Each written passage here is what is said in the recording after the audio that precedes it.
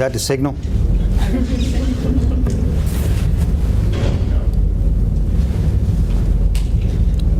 Ready? Okay.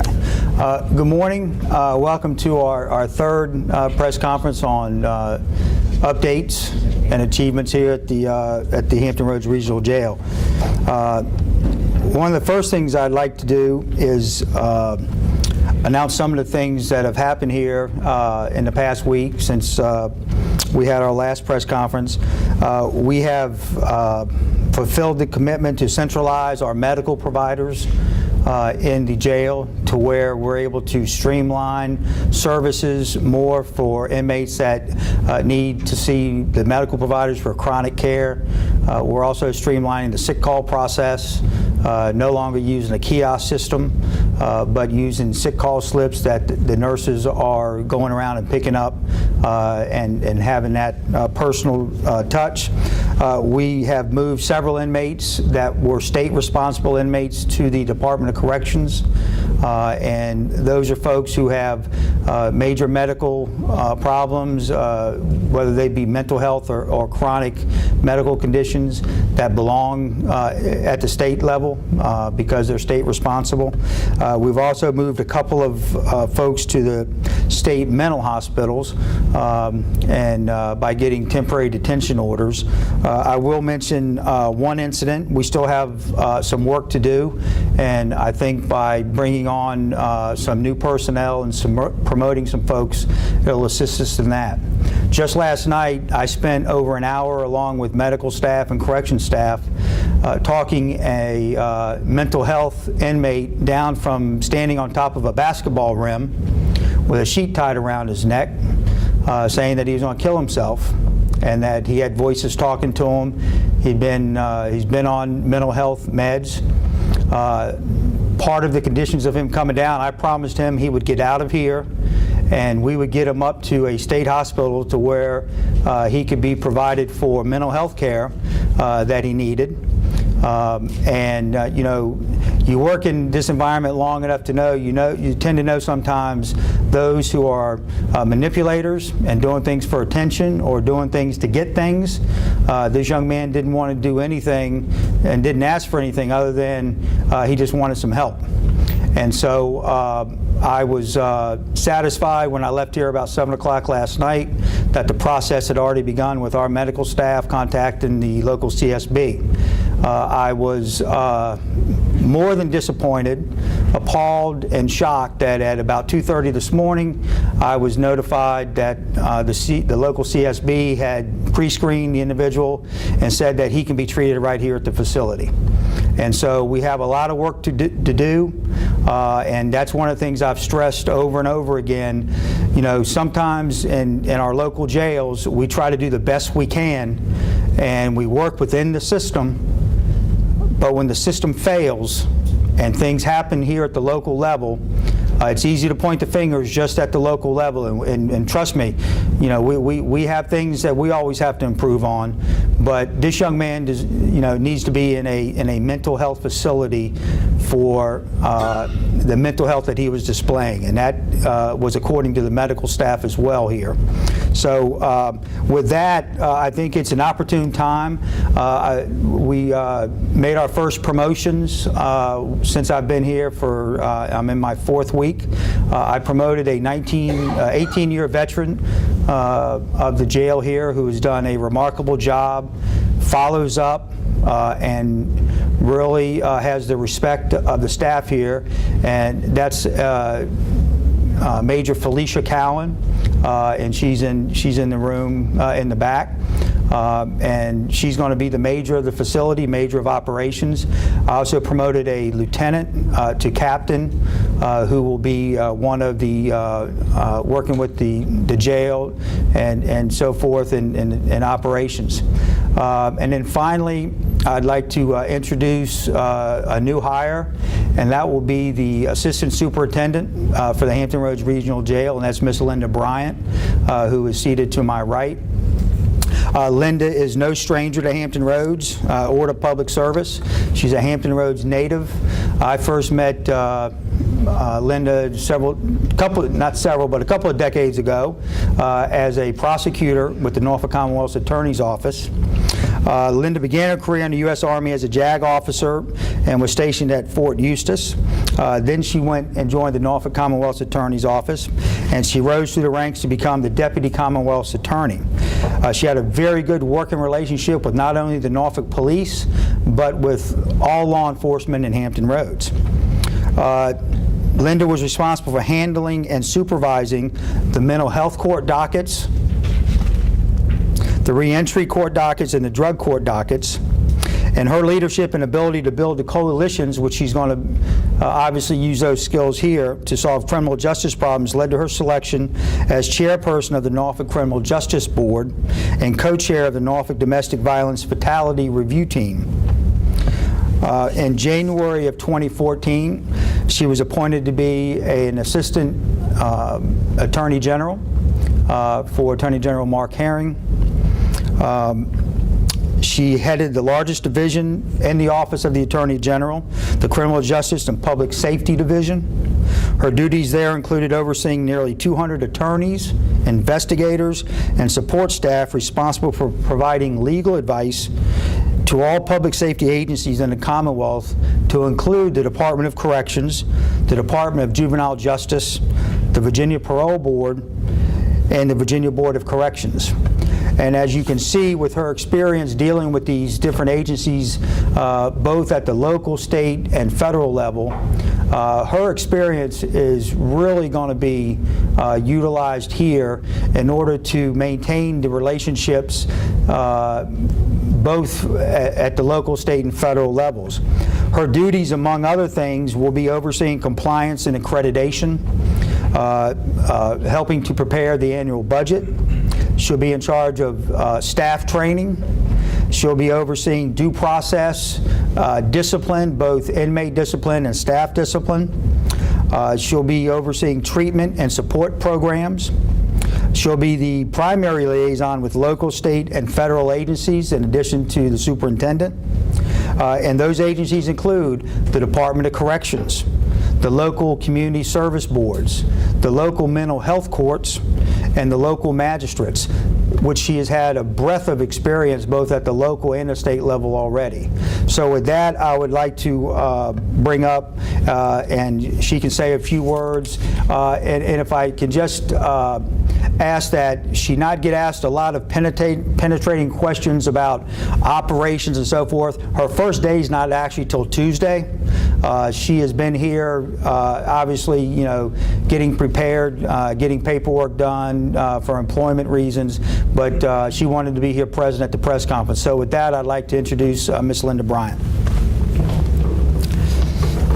Good morning, everyone. It is my honor to be the Assistant Superintendent here at the Hampton Roads Regional Jail. I really look forward to getting to work. There's a lot to do. A lot of things we want to move forward on. We really want to take this opportunity to make this a best practice institution, a best practices facility, to not just focus on complying with the requirements of the Constitution, but making this a best practice facility. So with that, again, I haven't started yet, but I'm happy to take a couple questions and answer what I can, if you have any. Can you talk a little bit about your... Hi. Gary Archive with Virginia Violence. Sorry. Can you talk a little bit about sort of your experience in dealing with kind of mental health issues and criminal justice issues and kind of the intersection between those? Oh goodness, that's a novel. I mean, you could really talk about, when you're talking about criminal justice, you're really talking about a world of people that have, for the most part, mental health issues. I mean, under the DSM manual, caffeine addiction is a mental health issue. So if you take that and you look at that being a mental health issue, pretty much, I think it's fair to say, pretty much everybody coming through the criminal justice has some sort of mental health issue. The degree is, what degree of mental health issue do they have? I mean, you have kids that grow up witnessing a lot of trauma, and one way to respond to trauma is to act out.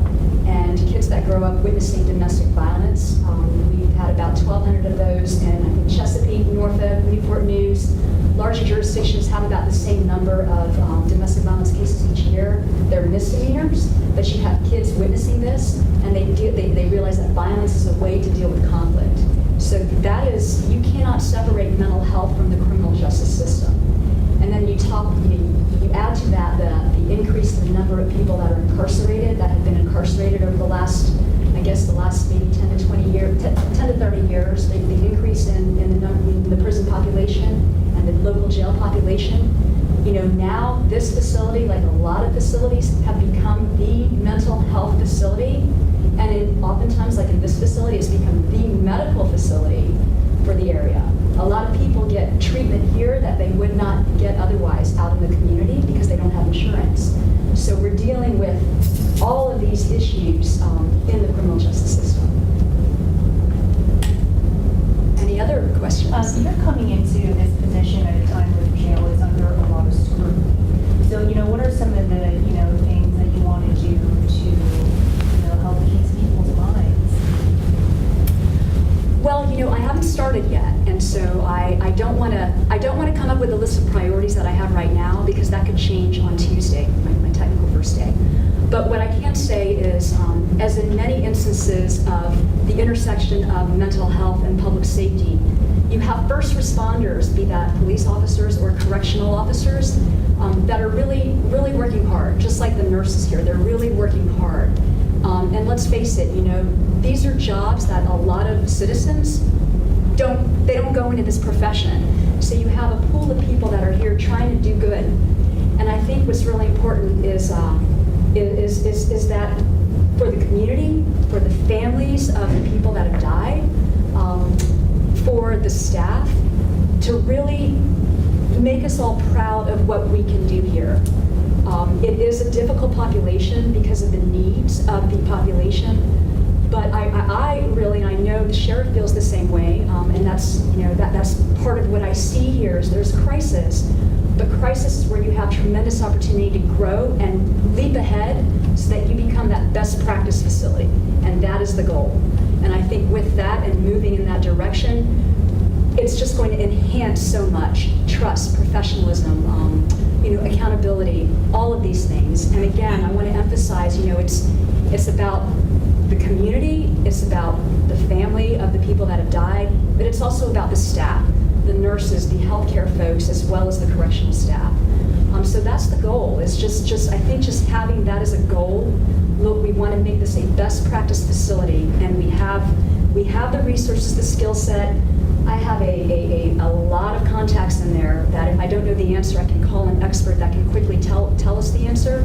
We have a lot of people, I think at the local level, definitely here in the facility, but also at the local level, and then at the state level, that really want this place to succeed.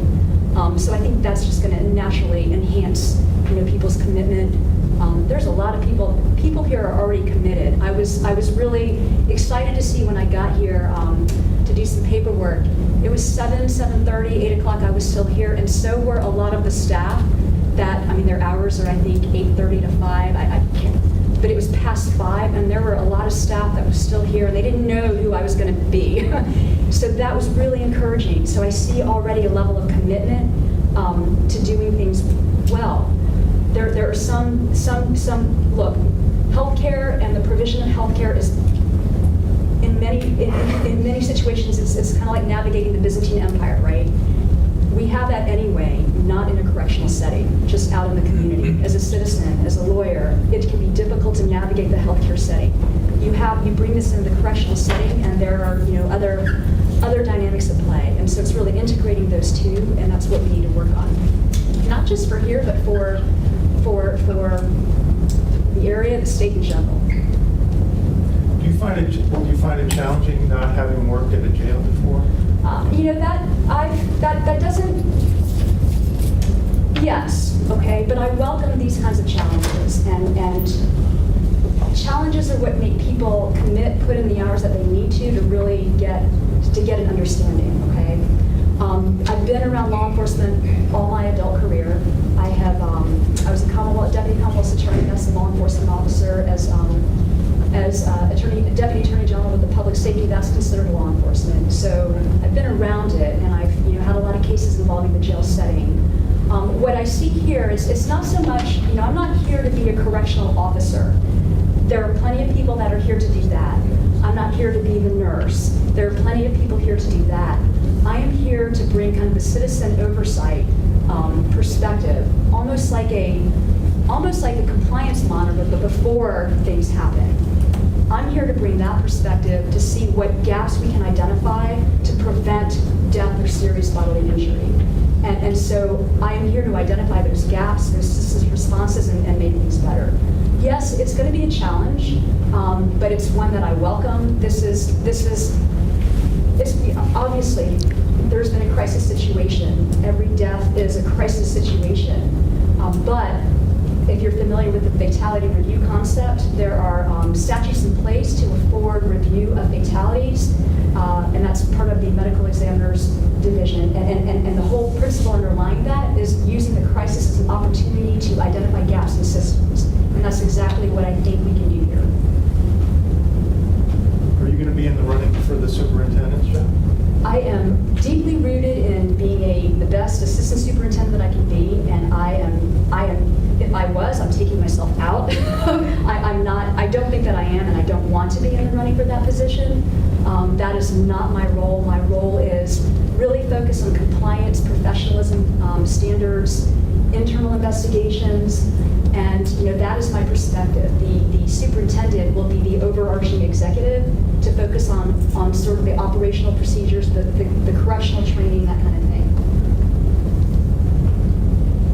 Sheriff McCabe mentioned, some frustration with, trying to move some of these individuals to another facility, and then experiencing some roadblocks there. How do you plan on tackling that? There's a multifaceted approach, and this is where I've done some research already based on some incidents, but I really want to wait before getting into too much detail.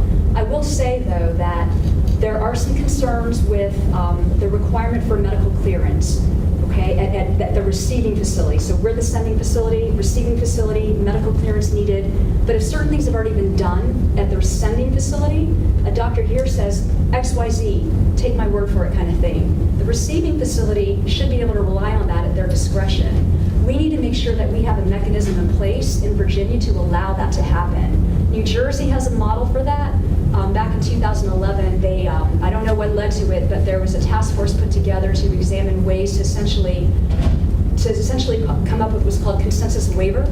And that's something that, based on some incidents that have happened recently, we're really going to take, that's going to be one of the first things that I tackle. I think that we also have to do I don't know what the proper mechanism is for this yet. I want to see what grant opportunities there are. I believe that we have been invited to apply for a DCJS grant and a Secretary of Public Safety grant, which I think can help us with some of these issues, but we need to really get I hate to use the word task force because sometimes it sounds touchy-feely, but we need a Hampton Roads Regional Jail task force, at least right now, I think that, to be able to break down some of these silos. We need to understand what CSB is looking at when they, for example, in the situation yesterday, when they determined that somebody needs to stay here. We need to have these conversations. We need to have the behavioral health folks, the medical folks understand the constitutional standard under the 8th, 14th, and at times the 11th and the 5th Amendment that say that the jailers are responsible for the provision of medical care. It doesn't matter that there's a contract in place. It doesn't matter that the medical folks are the experts. Under the Constitution, the jailers are ultimately responsible. By jailers, I mean the electives, the superintendents, that kind of thing. That's what I see kind of missing here is we need to really train and cross-pollinate in our understanding of the constitutional requirements that apply to public officials and the medical requirements. It's hard for correctional officers to often identify what I call a latent serious medical issue. And we need to really break down, or I should say enhance these, I'm going to use the term, essentially breaking down barriers, being like a barrier bridge builder, or I've got to come up with a better term, but we've got to really enhance those communications. We can do that through a task force, but we really also have to get things done. And again, next week I may take away the task force thing. That's just me talking now, not having boots on the ground, but I know that's been done in other areas around I know that there's some support at the state level to do something like that here. Anything else? That was a lot more than I thought we'd get into this. As you can see, Lynn is very passionate, and the regional jail is very fortunate to have somebody that has her expertise, her energy, her commitment. She just happened to be wanting to come back to Hampton Roads from her stint in Richmond, and I had actually had a conversation with her. I'd contacted her to get some contacts in DOC that could shake the trees, because most of the ones I know have retired. They're not there anymore. And that's how this whole conversation started. And she said, don't say anything, but I'm looking at probably coming back to Hampton Roads. And I said, what are you going to be doing? Well, I have some options. And so I threw out another option, and that's how this got started. So she's got the commitment, and for those of you who've just had your first, meeting with her, you can see she's very passionate. And in fact, 2 nights ago when she was here, when she left, she had a stack of manuals and books that she took home with her. And I said, you're doing a lot of work for somebody who's unemployed. So, does anybody have any other questions? Yeah, Gary? Yeah, I had a couple questions about, can you go over the crisis again? It sounds like this all happened last night. Are you releasing the name of the inmate? No. Are you releasing, which CSP was it? It was the local one here. Would have been Portsmouth. And just to be clear, can you just go over that situation again? I just want to make sure I understand. Yeah, I was sitting in the office getting some paperwork done, and I was talking to one of the captains, the chief of security, and a call went out on his radio, and so I asked him what that was, because I'm not familiar with all the codes yet. And so he was going to leave. I said, I'll go back there with you. No, you don't have to go. I said, yeah, I'll go back there with you. And so we went back there, and there was a guy that was in, you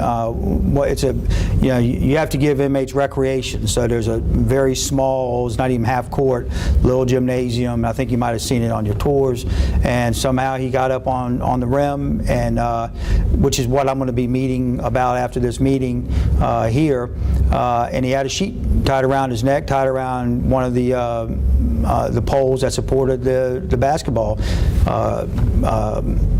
backboard, and we spent an hour talking to him, and I stood in the back for a little bit, and there was a medical staff talking to him, there was correction staff talking to him, and at the point where I thought, maybe it might be at that point, that I went ahead and started talking to him, and he just had been tired of getting the run around in the system for all these years, and didn't ask for anything other than to get help. And he just didn't think he was going to get help, and people were, he's tired of people promising this and that. And so I kind of appealed to him as being the new guy on the block, that I could make things happen.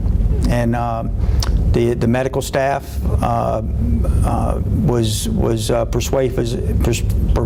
persuasive as well. And one of the things I promised was I would get him out of this facility, and I would get him some help, which I thought would not be, you have to jump through certain of these administrative hoops that's time consuming, but in no way did I think that this person would be judged to be here. In fact, and there is a video. And so the CSB worker understands all the video of the guy up there saying if he stays in there any longer, he's going to, he's going to do it. And so very frustrating for me, and very frustrating for the staff. And so the least we could have done was get him out, get him to a state facility, get him the help he needed, get him back here, stabilized and so forth. But he's one of, I can't tell you how many people back there are in that category. Again, you have some that are manipulators, but you also have some that have been on psychotropic medications for years and years. And as Linda said, a lot of these folks would never have gotten that, been able to be monitored and get the meds they have if they were on the outside. So, they're in here. Obviously, they're in here for a reason. And so I was just disappointed when I heard that, the medical staff here, no question, needs to be taken out of this facility and into a mental health hospital to receive, the services that he needed for his mental health. And so when I found out, I wasn't real happy. Where is this person now, and what happens next? He's in our facility, and I'm going to be having meetings for the next couple hours. I'm going to be meeting with Linda, and if there's a way that we can do what we need to do, with or without the CSB, we're going to try and get that person in a state mental hospital. Now, so you're saying when did they actually make this decision that he shouldn't be moved? You're saying at 2 in the morning? It was about 2:30 in the morning, 3:30 in the morning. I got an email, and I woke up and I looked at Do you know it. what their process was to review it? Or? Well, they come in, and what they do is they screen you, ask you questions, and my understanding is they saw the video of the person up there, and obviously this person didn't feel as though the person needed to go out, and could be treated here in the facility. And I don't want to see this guy, back out. He's not going to get back on top of a basketball rim, I can guarantee that. But I don't know what he's going to do. If you want to commit suicide, it takes about 15 seconds. Who was the person that made the decision for a CSB? I don't know that. I don't know that. Can you get that for us? I could. I'm more concerned with trying to get this guy out as soon as I can right now. In terms of accountability of somebody's making this decision, I think Oh, there's going to be some accountability. the name is important. Yeah. I think. Yeah, but I probably won't be talking to that CSB worker. I'll probably be talking to somebody who supervises that person, or the person who supervises that person. How long has the inmate been in jail? I don't know the answer to that question. Major, I don't know if you know. No, I don't know. But I can get that information. I'll follow up with this. I wasn't going to. I don't like giving out information and saying I don't have all the facts, but it's kind of heavy on me. I just couldn't resist kind of saying how far we're coming a long way. We've come a long way in the last 3-4 weeks, but we still have a ways to go. Is this person under a court order to go to a mental health facility? No, this person is not. Although we do have one who I'm working on, who's had a court order since September 19th, who is still here in the jail. And that's like the longest, that's the person who's been here the longest who's supposed to be going to. Who has a court order, yes. We got out 2 people in the last, that went out at 7:30 this morning, who we were trying to get out. We were hoping we were going to be out about 4 or 5 in the morning yesterday. They just got out at 7:30 because of all those. What Linda was saying, not to get too much in the weeds, before we send somebody out to a mental hospital, they have to be medically cleared. They have to have some blood work done. They have to have an EKG. That has to be done right now by statute at a local hospital. And what we're going to pursue, and this is right up Linda's alley, is if you have a medical facility within a jail, which they all do, they get blood work done here, they get an EKG here. That should be sufficient to be able to send to a mental health hospital versus having to send a person here over to, say, Maryview to get that done, because you're talking about anywhere from a 4 to 8, 10-hour wait in between taking that person. So that's going to require some type of a statute change. And so we have the General Assembly obviously coming up here in the not too distant future. That's going to be one of those things that we've talked about. The inmate was how old and from what city, and you know what charges he was being held on? I do, but I'm not going to give out that information right now because it would probably be too easy to determine who that person might be. And I'm not doing it for any other reason, but my main goal, I'll give you all that information once I get this guy out of here. And hopefully it'll be within the next few hours. Just like with any suicide or attempted suicide, we usually don't. Right. You said you moved several inmates to the state level. How many inmates did you guys move to DSA? We have moved in the last 2 weeks, we've moved 4. Do you have more that? One of them had been here for 3 years and had a sentence of life plus 3 years, and he was still in this local jail, which. Was that the one in the wheelchair? Yeah. I'm sorry. I didn't mean if I cut you off. Okay. No. My next question was, how many more do you expect to move? We have over 200 out of compliance. One of the things we're doing right now is I have a list of all the out of compliance, and we're going to match that up with medical, and with Major Cowan's staff, we're going to have medical tell us, okay, who are the ones who have the most critical needs to get out of here.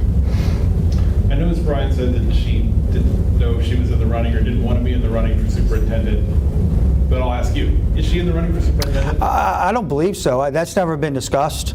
Linda's expertise is really on the side of a lot of the administrative things. Her contacts with the DOC, with local magistrates, with the local criminal justice services boards. Those are the folks that we really need to be able to work with and have real good communication with. I think the superintendent, will probably be somebody who has many years of corrections experience, but I think a tandem of having, if I wasn't the sheriff over there, I would love to have, Linda working with me, for a long time to be able to address all the concerns here, because this isn't something that is just going to, we're going to solve in the next few months. We're talking about it's going to be, an ongoing problem. As long as, got to remember, this is the only jail that has 5 urban, good-sized jails that are feeding mental health patients. We just sent somebody over, or I'm not going to say who sent them over, what jurisdiction, but it's the second time in 2 years having twins. So when we get somebody over in Norfolk, or if it's in Newport News or Chesapeake, those are the folks we want to send over here, because they're going to require a lot of prenatal care, they're going to require a lot of medical follow-ups and so forth, and that's what this facility was for. But we need to dig ourselves out of the perception that this is not a safe facility to be housed in, and that's going to take some time, but I think it's going to be quite a while before we can get the state responsible medical and mental health inmates up to the state system. We've been assured, and Linda has, when she let her folks know up in Richmond that she was going to be coming here in the last day, they were very excited, and we're going to utilize her contacts, my contacts, to be able to get people up to Richmond that need to go. I know she was handpicked, but were other people allowed to apply for the job, and was it posted? No, this position was not posted. This is one of those positions that is a policy-making position that is not required by law. I am all for posting positions and being open and transparent, but this position here, I think, was too critical to be left unfilled, and I think it just so happened that having somebody, I don't want to go overboard, but when you can find somebody who's a free agent like this, you pick them up regardless of the red tape. I can tell you this: I spoke to other sheriffs that were on the board and asked what their opinion, and they both said, "How did you manage that?" And so we're all very familiar with her.